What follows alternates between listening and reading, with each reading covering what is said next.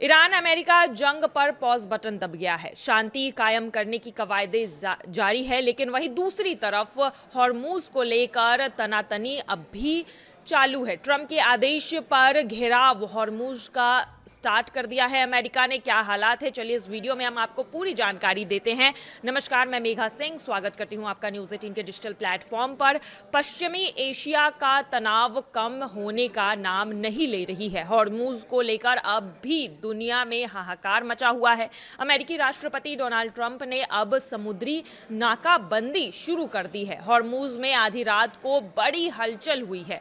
जी हां, अमेरिका के राष्ट्रपति डोनाल्ड ट्रंप ने हॉर्मूज ब्लॉकेड के तहत अब ईरानी बंदरगाहों के आसपास 15 से ज्यादा युद्धपोत और अन्य शक्तिशाली हथियार को अब उतार दिया है समंदर में। इस हॉर्मूज ब्लॉकेड ऑपरेशन में कई सारे मिसाइल्स और युद्धतोप का इस्तेमाल किया जा रहा है, जिसमें यूएसएस ट्रिपोली भी है।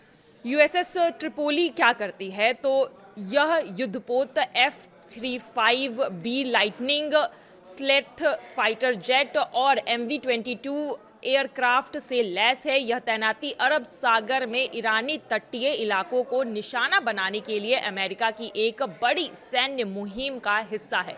इसका मतलब यह है कि अब हॉर्मूज में अमेरिका हाहाकार मचाएगा। एक्स पर एक पोस्ट में यूएस सेंट्रल कमांड ने आज ये पुष्टि की है कि यह नाकाबंदी रात 2 बजे से शुरू हुई है और इसे ईरानी बंदरगाहों और तटीय इलाके, जिसमें अरब खाड़ी और ओमान की खाड़ी के इलाके भी शामिल हैं, और यहां पर आने जाने वाले सभी जहाजों पर बिना किसी भेदभाव के लागू किया जाएगा। अब यूएसएस ट्रिपोली की खासियत पर भी नजर डाल लेते हैं। तो सेंट्रल कमांड की माने तो यूएसएस ट्रिपोली LHA-7 अरब सागर में चलते हुए रात में उड़ान भरने का अभ्यास कर रही है। यूएसएस ट्रिपोली को बिना किसी पारंपरिक वेल डेक के डिजाइन किया गया है, जिसमें इसमें अधिक F-32B लाइटनिंग 2 स्लेथ फाइटर MV-22 और इसके साथ ही हेलीकॉप्टर और रखरखाव के लिए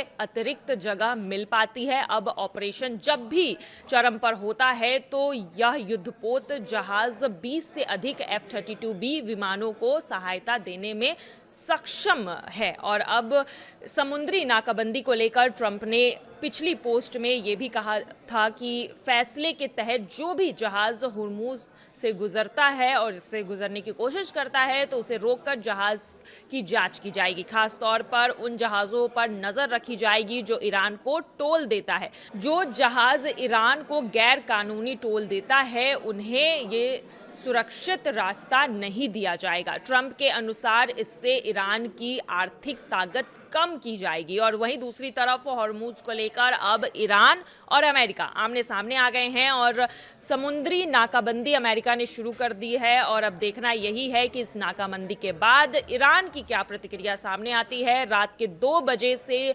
हॉर्मूज पर कई सारे फाइटर जेट्स युद्धपोत मंडरा रहे हैं और अब देखना यही है कि ईरान इसकी जवाबी कार्रवाई में क्या करता है।